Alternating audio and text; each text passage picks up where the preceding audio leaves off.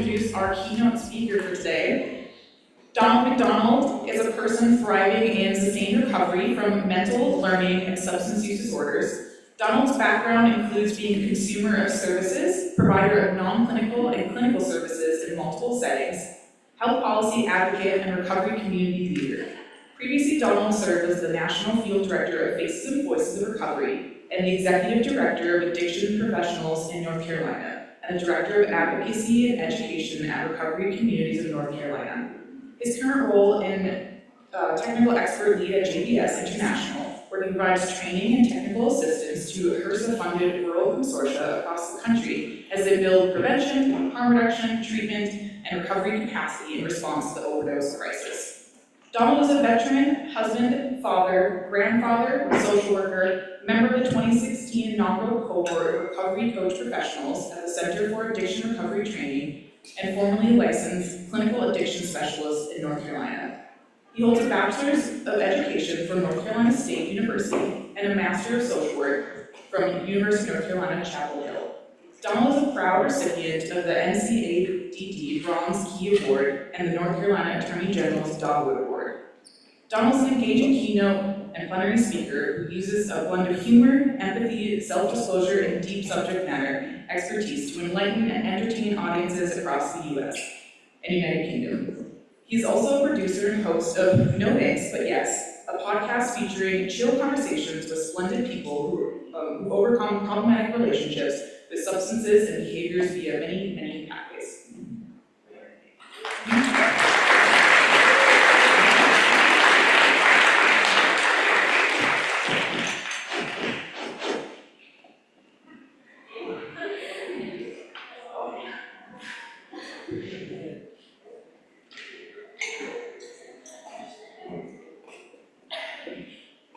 That wasn't a very humble bio. That was actually my application to get the gig. So I threw the kitchen sink in there, because I just wanted to come here. You'll find out why in a moment.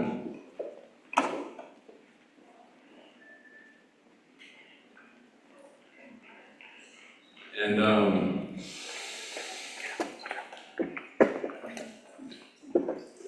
I've got a walk around mic too.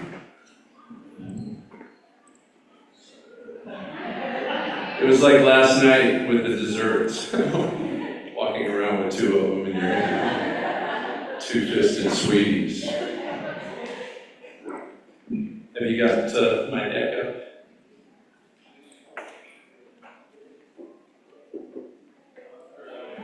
There we go. Yeah? Oh, thank goodness. Because you never know, right?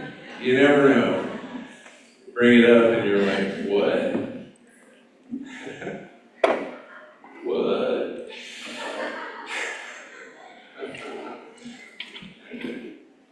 But I also learned, I practice humility in at once understanding that I am both precious and insignificant. And I came out of a culture of humility that almost verged on toxic humility, so much so that I was not fully present to celebrate the positive changes that were happening in my recovery pathway. And it was about the time when I was nearing 50 years old, and that's when I went to grad school. I graduated just before I turned 50. And my professors were finding out about all of the cool stuff I was doing while I was going to school, while I was working, while I was participating in these committees, and they said, you have to brag on yourself just a little bit. I said, I don't think I'm supposed to. They're like, no, you better, if you want to come get you, son, you better holler about yourself and celebrate these things that you're doing. And I did. Felt a little weird at first, But then I got a couple scholarships out of the deal. So opportunity followed, this mindful celebrations of my individual achievements after sustained recovery from severe mental learning and substance use disorders and childhood trauma. There I was, and I played a role in that, I was on the squad.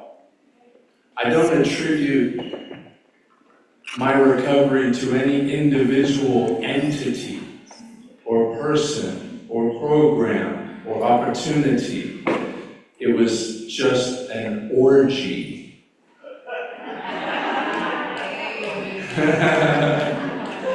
Right? It was an orgy of dumb luck, privilege, and my fair share of hard work. And I didn't die. So that's pretty important. All right. Let's stay there. So as you may have noticed, I'm from Raleigh, North Carolina. I wasn't raised there. I was raised in the mountains. So I'm a hillbilly from North Carolina. A hillbilly where we partied in the woods, we passed around a Bob and George vehicle, and we grew our own reefer, and we lived in trailers, and we worked in textile mills. And that's where I came up. And I played trumpet in a Pentecostal church. That's right. Y'all don't know. Or maybe you do know. I don't know. It's where I learned to dance. You may have noticed that I was dancing last night. I'm not sure if we can call it dancing. I love how we circled up. That was kind of groovy. I felt right at home in that circle. Lots of cultures of community and pathways to freedom and wellness have tendency to circle up so we can see each other, get that energy. That goes a lot further back than 1935. You feel me? Yeah, 12-step culture of recovery did not invent circling up, but y'all know that. But I was actually, what y'all don't know is I was born here. I was born in Provo, Utah. I was born in Provo, Utah, the descendant of the Utah pioneers. My genealogy goes back. I visited the Peak, Ensign Peak yesterday, almost 108 years after my people went up there and plotted out their dislocation and occupation of this territory, dislocation of indigenous peoples. It's a source of tremendous shame, but it's also a source of my authentic allyship with the indigenous native communities in my state of North Carolina, which we have many. And I've been a student within those cultures and a provider of opportunities and a liaison with opportunities from our state government. Blah, blah, blah. So it's important that I talk about religion. And I'm going to talk about religion right now. Next slide.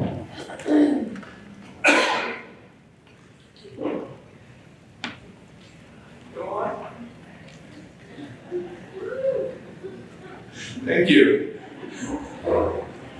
Does everybody understand these religious symbols?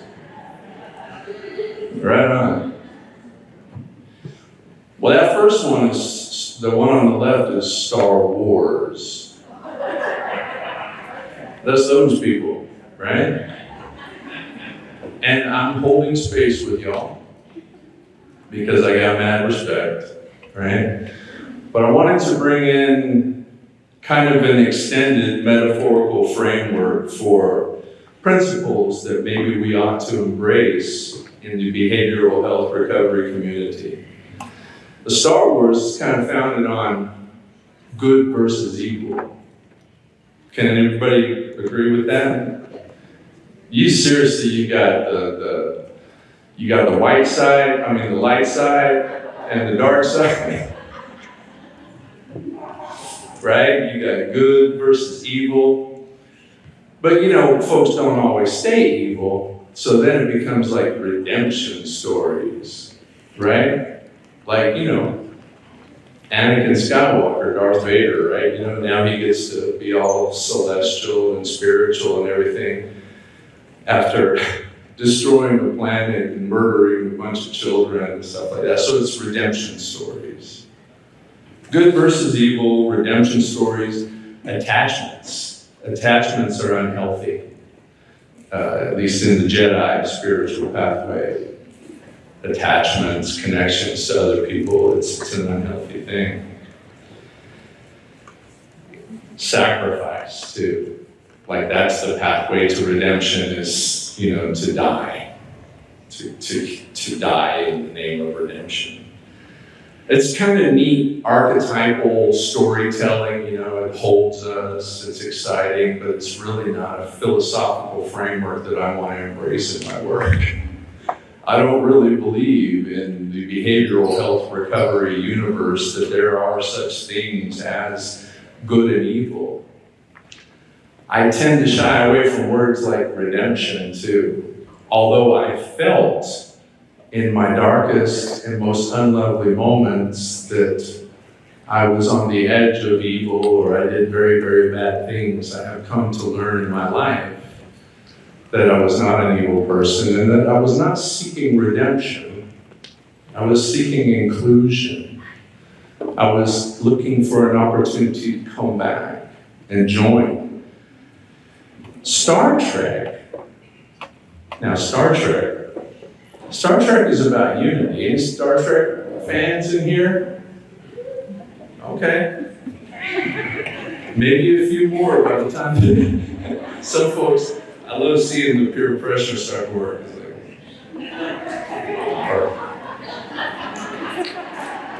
me too, man. But yeah. Star Trek's about unity. It's about unity, it's about inclusion, it's about living up to core humane principles of patience and love and patience of principle of acknowledging shortcomings and seeking opportunities to improve oneself.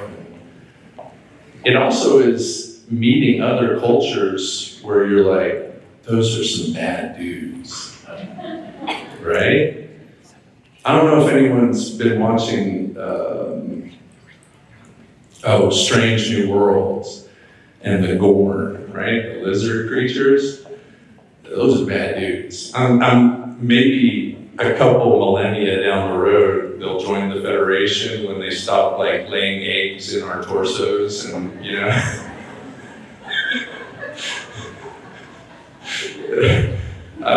but they're open to it. I think there was even dialogue about from Captain Pike. He's like, "There's got to be a way to connect with them."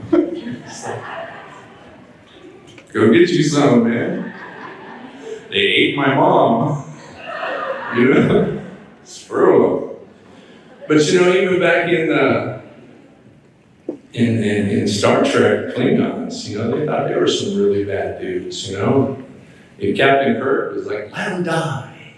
Let him die. Right? And then you got Worf, he's on the bridge, and the Klingons, they're our pals now.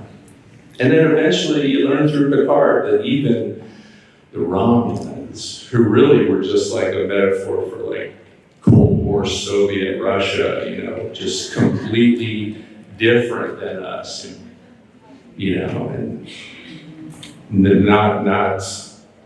nothing redeeming. And we learn in the new Picard series that, they're our pals now. So okay, come get you some Star Trek. It's I think I beat that dead Targ. I know that was. It's that kind of talk that makes me popular with the ladies.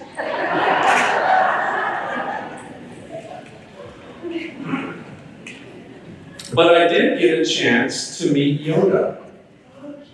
I did. Next slide. It's the big reveal. Right? Let me make sure it's the right slide.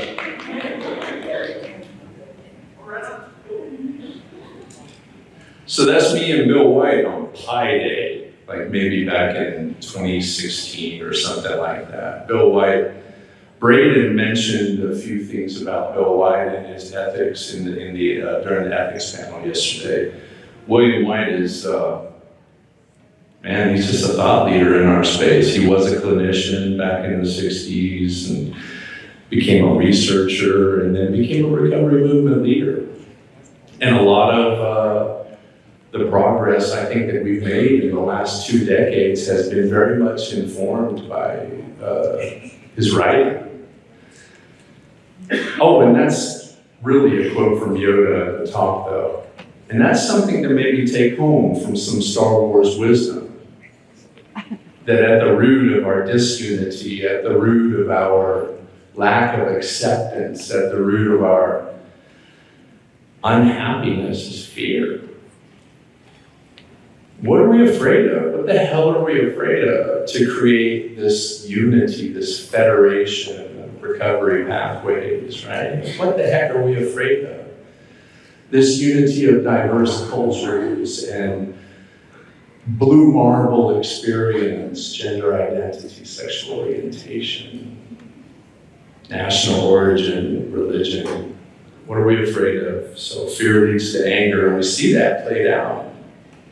We see that played out in the media. We see that played out at the Thanksgiving dining room table. Like, oh, that's just grandpa, he's so old. What, I have a black friend. Grandpa, Jesus. Anger leads to hate, right? And that's when we circle our defenses around our capacity to empathically connect with diverse people and become one culture, one ecumenical culture of thriving on this blue marble. We maintain our individual identities. No one's trying to take that away. You do you, be you, believe what you believe, but when we come together in this federation, what do we have in common in our experiences of hopelessness and despair, and then our experiences of hope and connection and love? Man, we've got so much in common. Okay. It's that kind of talk that doesn't get me invited back. So that's Bill White, William White Papers. At Chestnut Health Systems. He is just fully retired, not traveling now, so go to Chestnut Health Systems. They've got the archive of all of his white papers, and monograms, and books that he has there. So come get you some of that. Next slide. Is this a bunch of pictures of me? Okay, cool. So this was my pathway. So as I said, I was born here in Provo, Utah. I left when I was 8 years old to become a North Carolinian. Yeah, after a divorce. And so I was born into a family history of mental and substance use disorders. I was born into absolute chaos. I didn't volunteer for that. I don't know, did anybody volunteer to be in the setting in which you were born? Or were you a helpless infant and thinking, eating, pooping, hugging, maybe, eventually? Family history of mental and substance use disorders and poverty. Other side of the tracks is within the religious culture in which we were born as well. We were definitely that family at the church. So we fast forward, there I am, maybe 4 years old, But already by then, I had developed an appreciable ACEs score. Are folks familiar with ACEs? Adverse childhood experiences. We've much data showing that the childhood experiences of traumas, capital T's, little t's, very much designs our brain, designs our adaptive behaviors, can potentially predict much of the conflict and despair that we will experience in our life, including mental, learning, and substance use disorders, and a host of other physical ailments as well.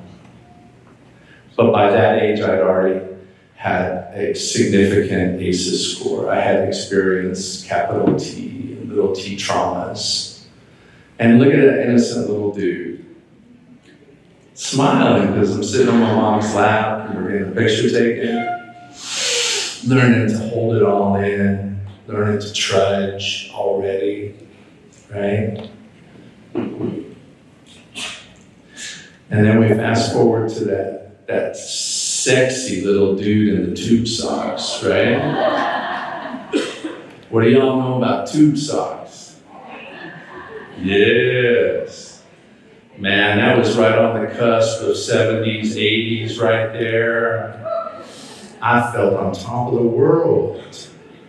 Not just because I had smoked a little reefer before that family reunion at 12 years old, but because, man, it was a good day. I was feeling connected, I was feeling safe, I was feeling myself, which is something that I didn't always. I feel myself now. Sometimes, you know.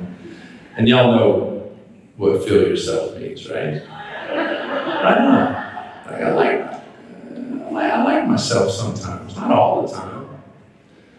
But you know, in those moments already, I had had access to neurotransmitters manipulating chemicals and behaviors. And unlike the warnings that I had received that this was going to kill me or this was going to lead to despair and evil or whatever, it led to my finally feeling all right in my own skin. Yeah. Which is unfortunate too, because that was my shortcut to being okay. It started with tobacco. It led to some light alcohols. It led to cannabis and early access. Then we go to high school. There I am in high school. And by then, I've had some clinical training and briefly dabbled in the clinical arts, and also was under the care of a psychiatrist for many, many years. I know now that my significant mental unwellness began at a very young age, and that in high school, my substances and behaviors that I engaged in, I was actually kind of expertly moderating just an unruly mood disorder by that time, and some severe anxiety, brushing away daily suicidal ideations through I don't even want to call it better living through chemistry, but just acceptable living through chemistry. So what I've presented to you is my individual case study. I'm one person among tens of millions on any given day who has experienced a problematic relationship with substances and behaviors. And next slide.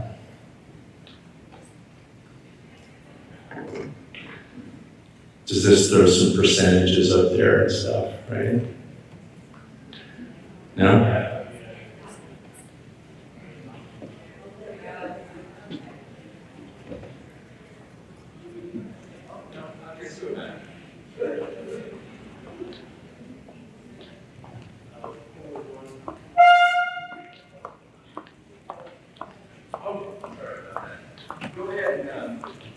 Go ahead ahead and advance through the whole series to make the slide full. I'm so sorry. I've never been in a position of not seeing my slides. It's so weird. I made little notes on my Holiday Inn thing though. And I'm like, so I put my glasses on and I'm like, wow.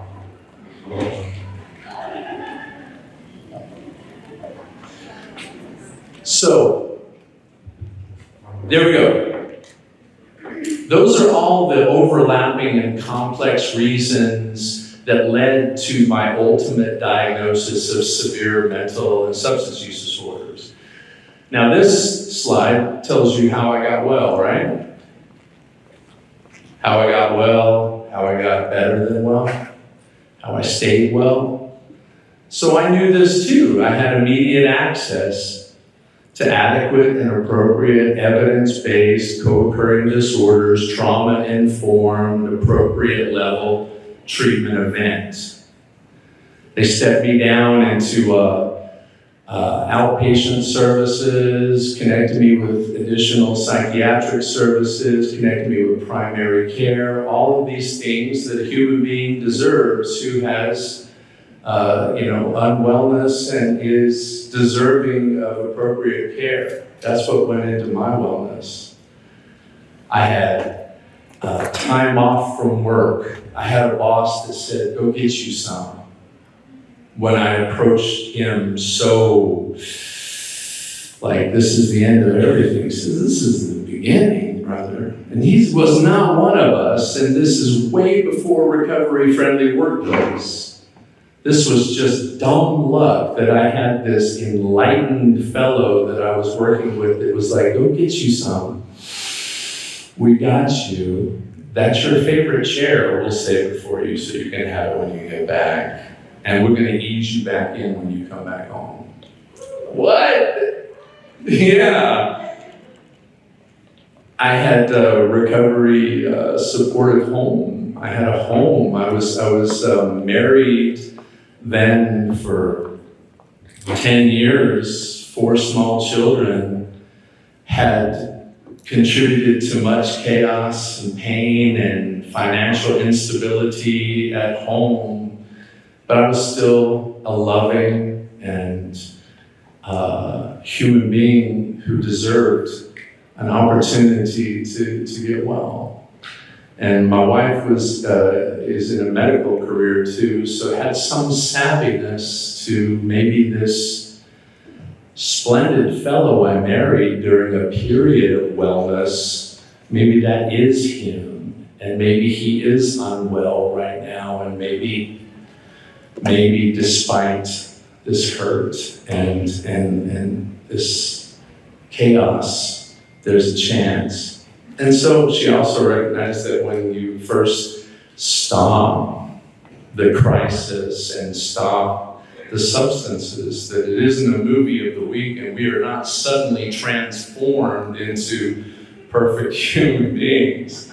I was still a bit of an asshole in early recovery, as many of you all are. Right? Because remember, I started using substances very young, and that was my shortcut. Those so many skills that I didn't learn. So there I was at 37 years old, growing up in public. Yeah. I had recovery visibility around me, so there were more than just people that were in recovery pathways who were out. There were people curiously out about their recovery status around me. And they inspired me to come and give me some more. That maybe I deserved more than to trudge through a veil of tears. That maybe I could fulfill some of my childhood dreams. Right on. And also because of dumb luck and privilege, when that brass ring started coming around and I said, screw it, I'm gonna grab it. I'm gonna come get me some. Because I was a white dude driving around in a minivan, buying, doing, and trading much of my work. I was not taken out and given that albatross of a felony background. I had no criminal justice system entanglements by the time I initiated my recovery. at 37, and then 6 years later decided I wanted to take out too many student loans that I'm still paying off, or decided I wanted to go get a job at some place that did background checks, right? And they were like, nothing to see here except for this fishing without a license in 1993. That stayed on my record for a long time in North Carolina. They take that shit seriously. And that was not an unpricey bill, too. But anyway, I digress. So this is the recipe that went into my thriving recovery. The fellow that you see before you now, and then more and more and more. So I share to you the complexity of what went into my experience of unwellness, and then the complexity of everything that went into my initiating, sustaining recovery. So what did I do when I did start working in the behavioral healthcare workforce, when I was trying to get people to come and get them some too? Next slide.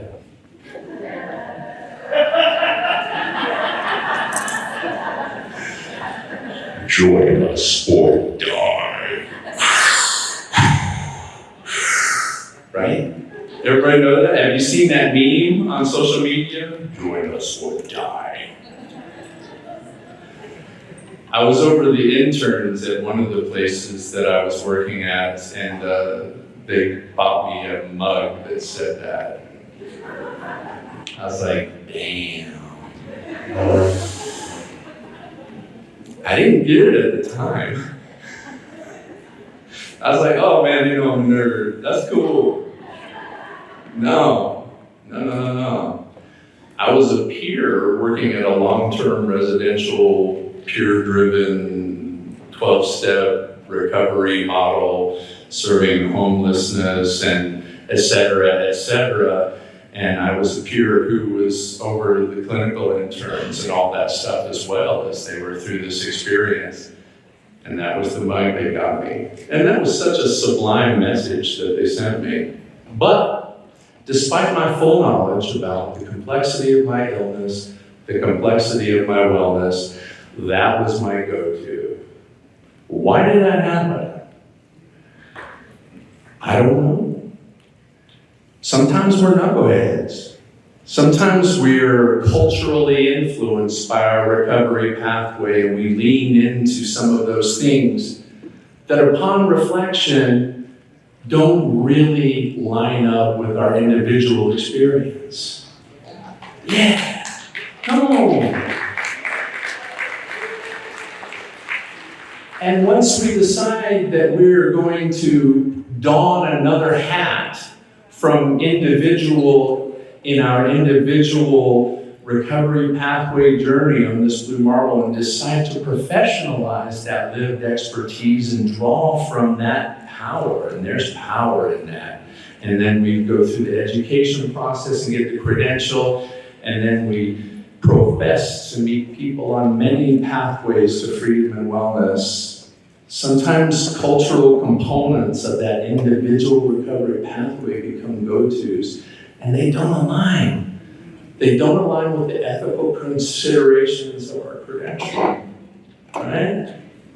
Yeah. So my suggestion is to take a deep dive into your individual experience, everything that went into, every little moment that went into, little acts of compassion that you encountered, little opportunities to access second chances. We won't take a deep dive into that right now. That's another training. All right, next slide. So why did I have a candy bar last night while I was watching Netflix? Does that slide say, why do you do drugs? Okay, cool. Thank you. I use this slide a lot to help people who claim not to have ever had a problematic or any relationship with substances or behaviors to manipulate their neurotransmitter activity. I'm like, oh, girl, I saw you at lunch making love to that cheeseburger. And it's all right, because that feels good. Didn't it feel good? Yes, ma'am. Yes, ma'am, it did. So why do we as human beings have a relationship with neurotransmitter manipulating behaviors, relationships with substances? Because trudging this blue marble can be hard, it can be lonely, it can be painful, it can be fatiguing. We're not superheroes. We cycle, yeah we are. Okay. Give that person a scholarship. I'm a superhero. Yeah, well, sometimes we need a little extra something for focus, to stay awake, a little extra something to fall asleep. Even if it's not a substance or a melatonin, maybe we do something else to help us fall asleep. Know what I'm saying? Right on. So you see all the things listed up on there. And as I'm working with like a group of clinicians or policymakers or funders, man, they get it. They get it. And they understand that we all live on a continuum of a relationship with substances and behaviors to pursue life, liberty, and happiness. Right on? Yes, thank you so much. I don't say amen. Right on is the inclusive one. You know what I'm saying? Amen's good too. I feel an amen every now and then. I just don't feel like it's culturally appropriate for myself at the moment. So right on is my amen. Right on? Some of us actually escape traumatic experiences and try to backfill emotional loss. And these are the other themes of why we use substances. So we can answer that question, whether we've had a chaotic or pathological relationship or whether we're in a manageable relationship. We can answer why when someone says, why do you do drugs? Why did you do drugs? It's like the same reason you do. Right? Who's ready for some nicotine? Look at this authentic group. Yeah. Do you have a manageable relationship with nicotine? Is an answer for you to question alone, right? And that is a very personal experience. Whether you believe that your relationship with nicotine, food, sex, substances, any kind of behavior is manageable and aligns with your goals and priorities in your life, it's up for you to answer. Right out. Oh yeah. So next slide. Not only can we answer why everybody uses substances, we can answer why some people have a problematic relationship with substances and behaviors. And y'all know this too. This blows up the moral theoretical model of substance use disorder, which should never have taken hold in behavioral health policy and practice. I understand its significance culturally here and here. I have learned to work with different communities and faith communities and acknowledge their belief in the presence of good and evil and their belief in a moral weight to some behaviors and stuff, and I meet folks where they are. But in the credentialed behavioral health workforce, there is no room for the moral theoretical model of substance use disorder because we were all little children who got to be bigger children, who were wired to adapt to this blue marble in different ways and were exposed to substances and behaviors at younger and younger ages, and we came about our relationship honestly. many times through no fault of our own. The common experience of co-occurring mental and learning disorders is so significant. The presence of adverse childhood experiences among those with problematic relationships with substances is even more significant. Dislocation, isolation, lack of purpose. We understand now all the vulnerabilities that go into why I, at my high school, could join all my friends, those on the football team, the Fellowship of Christian Athletes, the Future Farmers of America, and the gifted and talented dudes and all that stuff, and we'd all get together and smoke my reefer on the weekends. And then they would go back to their meetings and doing well in class and connection with their families and romantic love and opportunity and dreams. And I had a lover that I would be seeing the next day. You know, why you gotta smoke so much? Why you gotta drink so much? Why you gotta do so much? I thought it was me. I just thought I was weak. I thought I was amoral. Now I know why. I know why. They weren't better than me. I coveted what they had, but I coveted what they had from, I'm broken. Why am I broken? Why don't I just reset, reboot? Why don't I die and hope for another opportunity to come back into a better life? Damn. So we know why. So once again, I know all this, I knew all this, yet I still leaned into a moral theoretical model of behavioral health disorders. I did. I woke up out of that pretty soon though. Through much loss, much pain, much unethical behavior in my practice. All right, next slide. This is something we can all come together on too. Now, I speak to behavioral health, the experiences of mental, learning, and substance use disorders. But in this instance, we are dealing with an overdose crisis. We are dealing with people having chaotic and pathological relationships with substances. We are also having a lot of people dying out there who do not have chaotic or pathological relationship with substances.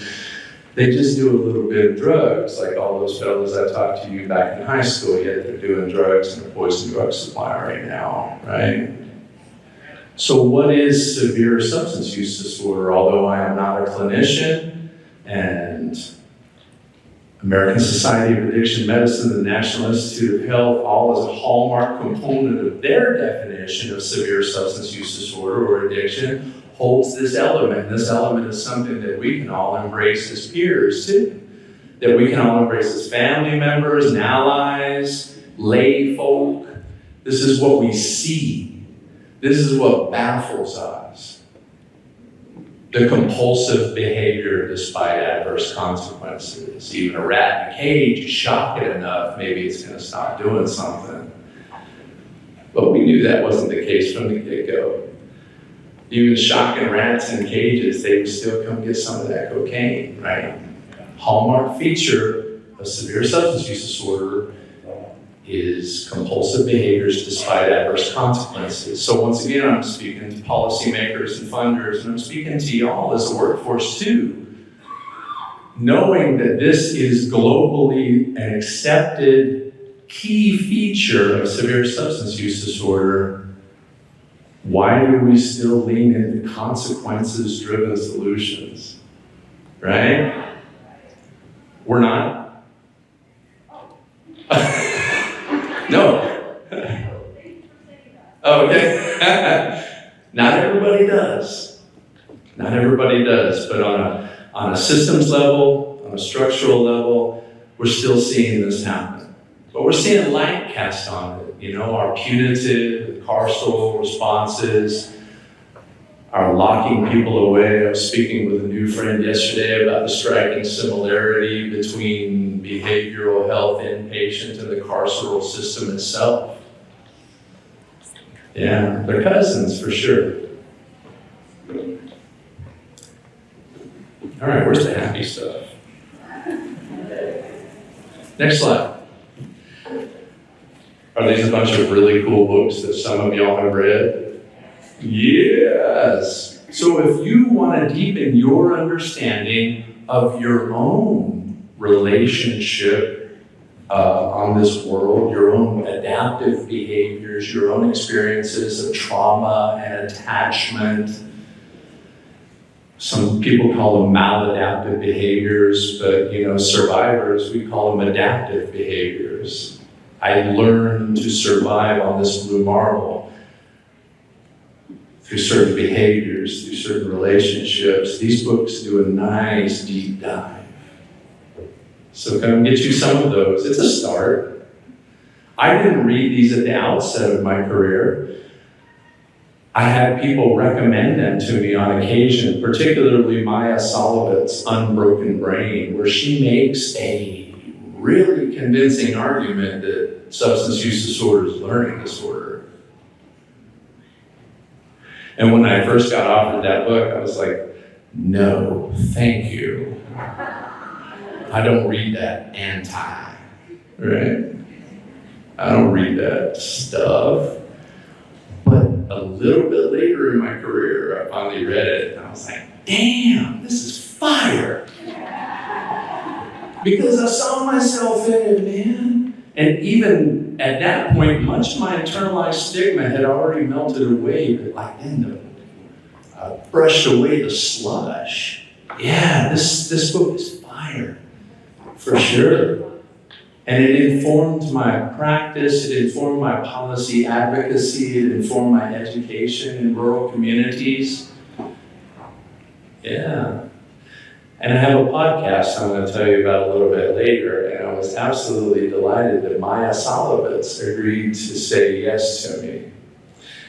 I didn't really know her, but we had like a Twitter inbox relationship for a number of years because I was that guy that was just like fanboy, it was just like a little message here, and then I changed over time, and then I said, hey, I'm doing this thing, you want to come do it? And she said, hell yeah, let's do it. And so I got a chance on that to tell her, I didn't want to read that book when it came out. It stretched me, right? You know what stretching is? Sometimes we get stretched too much, it hurts. Right? Stretched in our worldview, our belief systems, our individual socialized and culturally acquired experiences. When we get stretched, it hurts a little bit. And we're faced with a choice. Am I going to roll with it and see if it fits or not? Or am I going to just toss it out? And I said, but ultimately I did embrace it, and it enriched me deeply. And that's when she acknowledged to me that it stretched her to write it. I was like, wait a minute, you didn't wake up woke? She said, no, I didn't wake up woke. Donald. I was just like everybody else. You come into it honestly through socialization, cultural acquisition, education, worldview, media exposure, individual painful anecdotes. We all come about our worldview honestly. But then we get curious, and then we explore, and then we unite. So I was delighted to hear that and her giving that affirmation, and that's why I am very open now about where I was 10 years ago. And Facebook memories and Time Hop. I don't know if you have Time Hop. It's some stupid app that'll curate all of your social media posts into one thing and remind you what you said 1, 5, 10 years ago. It is invaluable if you've been a digital citizen for any number of years. And then I'm faced with what to do when a tweet pops up from 10 years ago, and I'm like, what's this harm reduction bullshit? Oh, I was like, oh my God. But yes, I came about that honestly. I came about my bias against these evidence-based public health interventions. I came about my former bias against opioid agonist medications despite nearly 6 decades of evidence. I came about them honestly. And then people met me where I was. My public health friends, harm reduction outreach workers, they saw potential in me. They met me where I was. But unfortunately, it also took individual experiences of pain and despair in seeing the continued loss of life of the people whom I was serving with the limited toolkit that I had.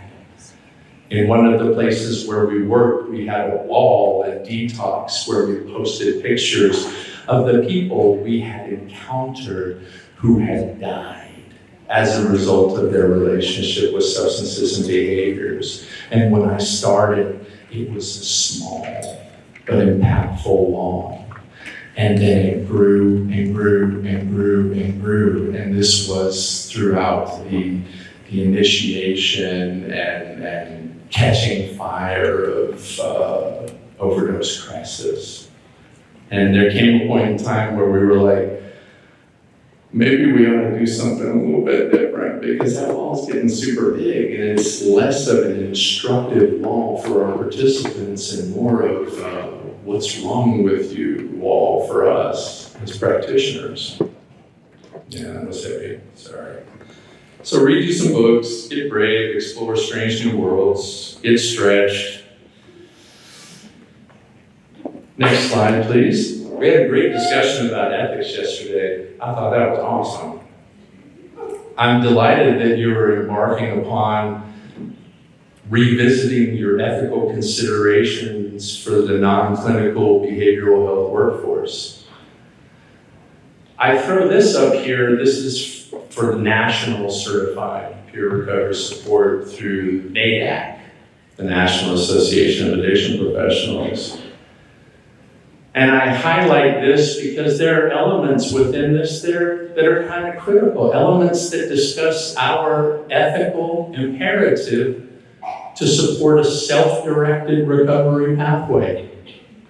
If it's baked into the ethical considerations, it becomes our compass, right? While we're all growing and learning, while we're all learning to navigate our individual ethical considerations that are socialized, culturally acquired, while we're navigating our professional, while we're navigating our organizational, sometimes we just need to cling to a right left.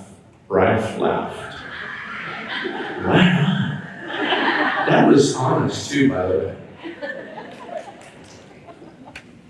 Or, to stay within the Star Trek theme, we need a prime directive.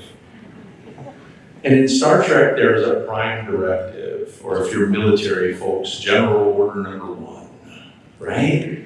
And what is the prime directive in Star Trek? Right. Don't interfere with the natural development of other worlds, other cultures, because there can be a time when you're like, ooh, we've got this federation. The federation is fire. We know what's up. We're woke and so then we run across a culture that's doing something a little bit differently and we're like, oh, but y'all aren't doing it right?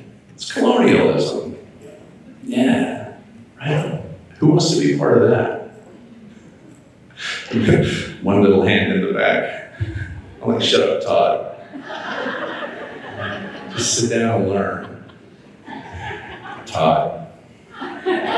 Todd is my name for that guy. Oh, I'm sorry. It was individual, anecdotal, painful experience for the Todd in my life. So that Todd is a real asshole. But if I expose myself to you, I'm sure that I'll probably change it to something else. I'm sure the Karens in here feel pretty bad about how that's gone too, right? But just kind of roll with it and see where this is going, as with the Todds and Karen thing. And if you are a Todd or a Karen, just, you ask yourself, as opposed to circling your defenses, why?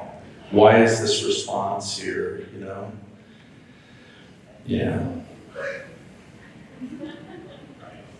Yes. Self-directed recovery.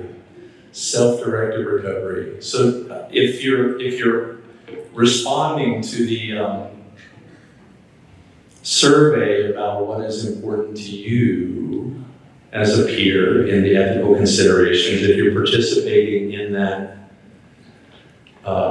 convening to revisit those, I can't overemphasize, some kind of prime directive, some kind of core principle in the ethical decision-making matrix. It can be like, I'm doing this because of this, I'm doing this because of this, and this makes sense, and this makes sense, but ultimately, does it violate the big one, right? And it can be something as so arcane as do no harm. That's a given, man. We shouldn't even have to write that down, right? Do no harm. Do no harm. Okay. Next slide. And so if you're not feeling it, you can fake it. Please tell me this is an android talking to a cat. Oh, I may have jumped ahead, but let's go ahead and, didn't change the slide. Next slide, sorry. I sent a mental message to change the slide. Are we on the Android now? Yes. Yes! Data! Commander Data! It's a Pinocchio story in Star Trek The Next Generation. This is an android, but in this android's programming is a sincere desire to embrace humane principles, just a core belief that this is true, this is right, this is ideal, I want this, right? And so it's all his story, the whole Next Generation. Yeah, come on, yeah, Data. Yeah, then he gets the emotions and everything goes to shit, right? Yeah. Little recovery story there, right?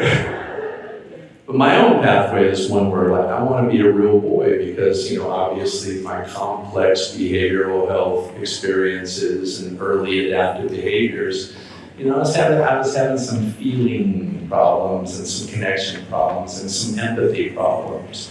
Nobody labeled me a sociopath, and I'm so grateful that no one really took that step and gave me that label that I could lean into and say, okay, well, I'm going to be the best sociopath that you've ever seen, Doc.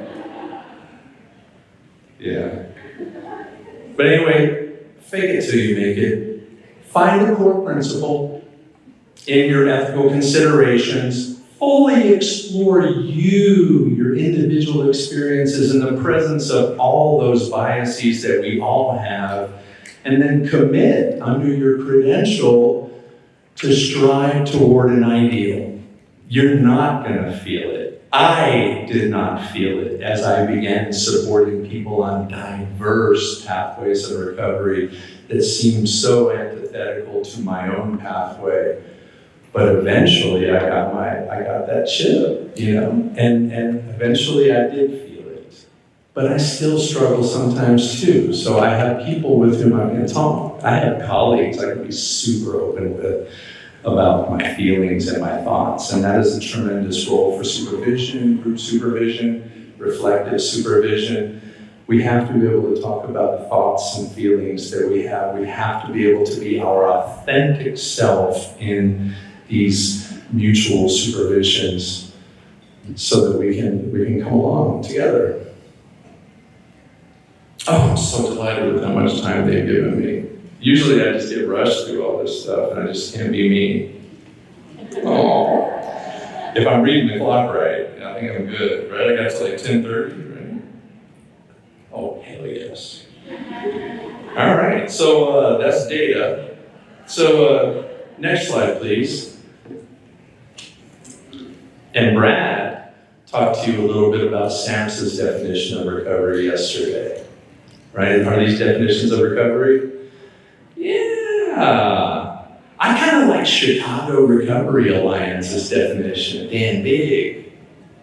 Any positive change as a person defines it for themselves.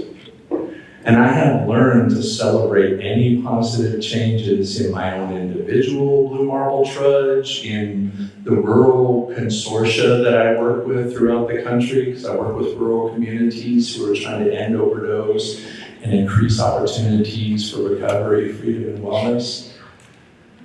We have to build in lots of little celebrations towards that big, right? Any positive change as we define it for ourselves. So that's one thing that we can do as peers. And I've learned to do it as a macro peer in my training and technical assistance and in my coaching of communities as they're coming along.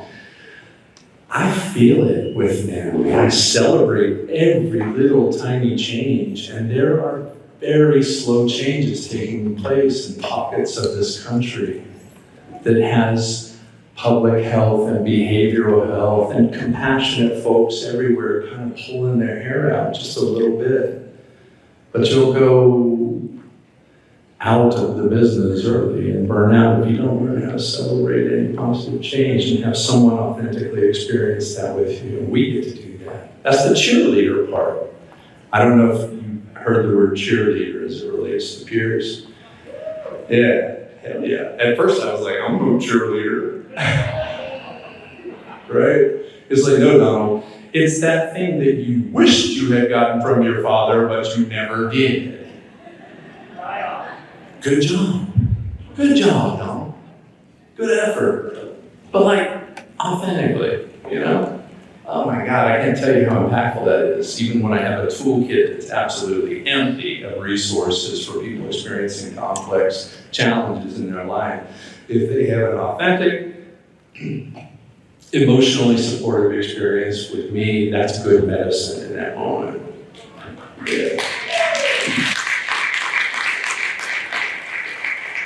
And that's one thing that led to burnout in my experience early on, is being in very resource scarce areas, interfacing with people with very complex needs and having nothing for them. I got nowhere to sleep tonight. I am hungry. I mean, just like all this. And then we're looking for resources and everything, and that you can make a choice of building a wall between yourself and that individual as a psychic barrier to stop feeling the pain, or you can just be present with folks. There's a new move in this country. Oh, excuse me. Got a frog in my throat. I got so excited. Get out of there. Hi-ho, I'm in your throat. Yeah. Wait, what? People born after the Muppet Show have no idea.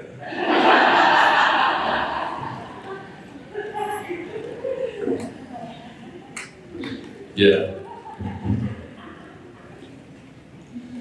There's a disturbing trend in this country to pathologize compassion, and we're calling it compassion fatigue.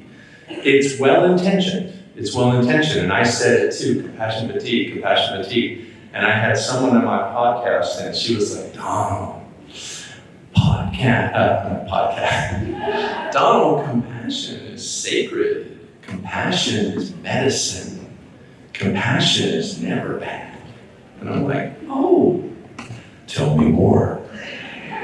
Because that's not what I had heard. She said, empathy distress. In that moment, connected with individuals. So trying to delineate between the presentation and the offering up of authentically compassionate present encounters, and taking individuals home with you and coexisting in the deepest of their pain. And it takes practice, and it takes connection with other fellow peers to not do that. and to develop boundaries and barriers. So keep the compassion coming. But the SAMHSA definition of recovery, I'm not going to beat this targ, this dead targ. That's a joke from last night, sorry. That I got a few very generous laughs over. It was like, what the hell is a targ? Yeah, yeah.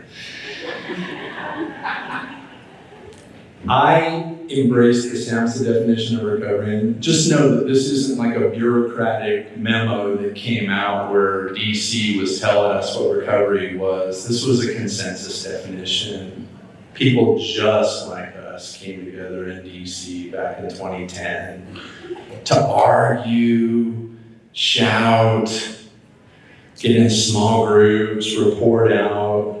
Can we come together on a definition of recovery, a behavioral health recovery that we can all work under? And that's what happened in 2011. This was posted. And then 10 years later, I don't know, did anybody get to go back to SAMHSA in this room? I didn't get invited. But I experienced some majorly painful FOMO when I was seeing all the little posts on LinkedIn, peers, harm reduction outreach workers, advocates saying, we're going to revisit this definition. I felt protective of it at the time because I embraced it as my individual lens on recovery because it meant so much to me. And then when I became credentialed, I embraced it as the aegis, the direction I would go under for recovery. This is the definition. And 10 years later, even a bigger stakeholder community was brought into it, and there was much arguing I heard and shouting and stuff, but it remained unchanged. So this has stood the test of time. And what are the key elements of this? I contend that this is a brilliant definition of recovery because it's not just recovery. I think this defines our human experience. On this blue marble, all people, all earth people, who in this room is not on a pathway to improve health and wellness? You're like, them tater tots. Them tater tots, they got me. No, it's a pathway. Pathways have cutbacks. Pathways are nonlinear. Who here is not on a pathway of improving health and wellness? Who here is on a pathway to strive towards autonomy and self-sufficiency, a self-directed life? Who here hasn't thought about why I'm here? To actualize your potential, right? To fully actualize your potential. Why am I here? And I think that this is like an invitation to rejoin the Earth people's blue marble trudge. It's not pathology oriented. It's not segregated. And that's what recovery is to me, is just rejoining everyone else as I was on a vision quest, right? Now I'm back. So I encourage you, along with whatever prime directive you choose in your ethical considerations, to embrace this definition of recovery. But always remember too, in your individual coaching experiences, to think back on Chicago Recovery Alliance in your practice as you're fully compassionate and together with folks. Next slide. Strange New Worlds. Right? Does it say that? Oh, thank God. Right. This is actually a good exercise for me. Like my brain, I'm like sitting here envisioning my slides. I like it. But this is from the National Survey on Drug Use and Health that SAMHSA does every year. And they ask questions to kind of figure out, specific to relationships with substances, which not all people in here have or have had. But specific to that, the question is, who here has had a problematic relationship with substances in your life? And no longer do. And it was a pretty big answer. A lot of people have problems with their relationship with substances. But then they further ask, specific to identity, how many among you consider yourself to be in recovery or having recovered from this? So that's over 20 million folks. That's huge. That's splendid news. And I'll concede that this is along the whole severity continuum as well. You know, from a moderate to a severe problematic relationship, right? That's huge, and I was excited to see that. But by comparison, Alcoholics Anonymous just celebrated its 89th year on this planet. An absolutely splendid subculture within the broad and diverse culture of recovery. Alcoholics Anonymous is a subculture celebrating nearly 9 decades of presence on this planet of lay, community-based, peer-driven support. Not peer support, not credentialed peer support, but specific pathway. It's a beautiful thing. You know what the global membership of Alcoholics Anonymous is? It's 2 million people. It's 2 million people. And then let's throw in the global membership of Narcotics Anonymous, which is likely less. Majority of the meetings, now it's really blown up in the world, many of them are in Iran. So let's just go ahead and double that, 4 million. And let's talk about all of the 12-step babies that came out of this splendid pathway of recovery, all the other anonymouses, right? Let's call it 5 million, 6 million, 7 million. Let's call it 10 million. Let's say there's 10 million 12-step individuals around the globe. There's 20 million people in this country alone who have had a problematic relationship with substances, no longer do and consider themselves in recovery. Who are all these people? Where did they come from? What are the pathways? Who helped them? What resources came together? What opportunities? What life-changing events transpired? Did they come back to the faith of their youth? Did they get housing and employment? Did they get out of a relationship? There's so many different pathways. So I got excited about this. Yeah. Baby boomers, the generation that didn't talk about anything. So there's a lot of people that have recovered that we never talked about there. So does the National Survey on Drug Use and Health account for older generations who may not have, don't even talk about it, wouldn't acknowledge it even in an anonymous public health survey like this? Yeah, excellent point. Because the AA numbers are driven by rosters at the general office. So you're right, it's probably even bigger. Right on. Very cool. So who are all these people? This got me super excited. Next slide. My note says big galaxy. I don't know what is it. It's what?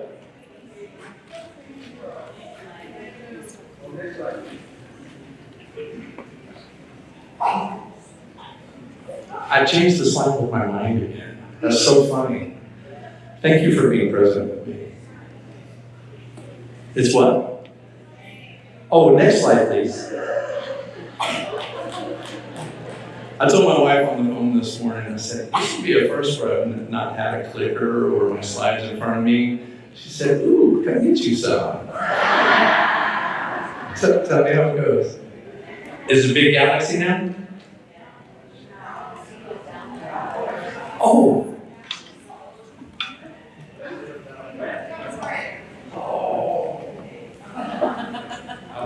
Did I skip one? Did it skip forward a bunch of slides?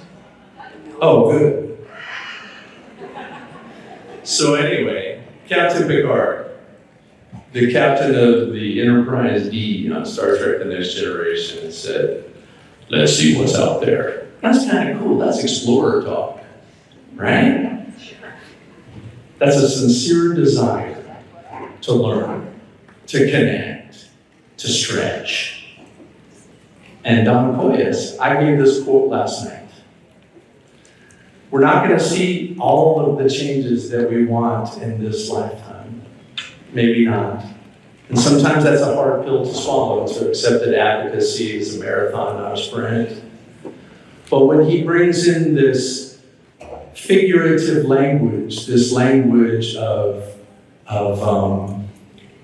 planting, of a healthy forest, a healing forest.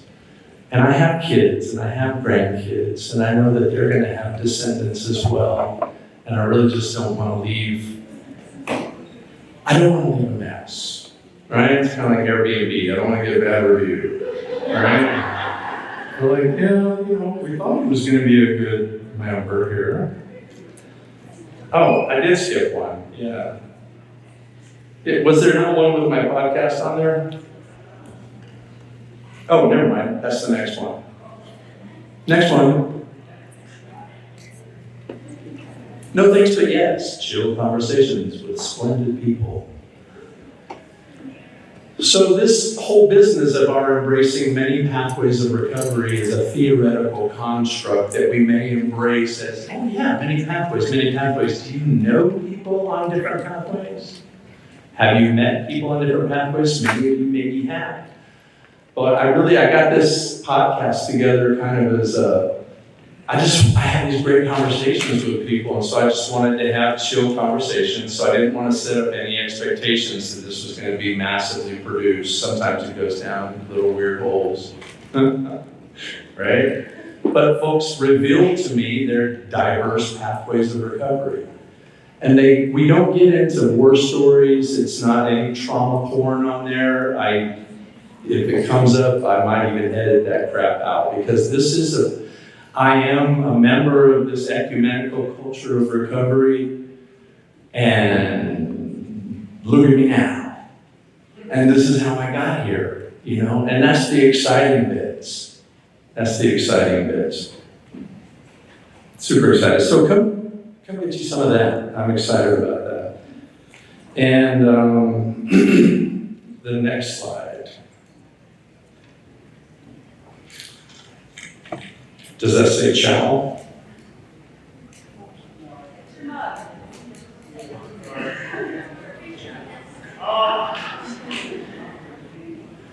Yeah.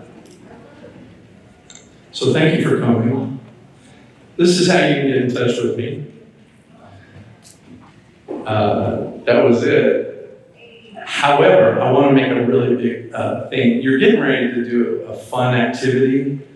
But while you're out on your break, can you bring something back in? Whether it's a leaf or a rock, can I get a thumb up, or some element of nature? I mean, maybe don't kill anything. I don't know who's leading the activity. I want to make sure I give appropriate guidance on that.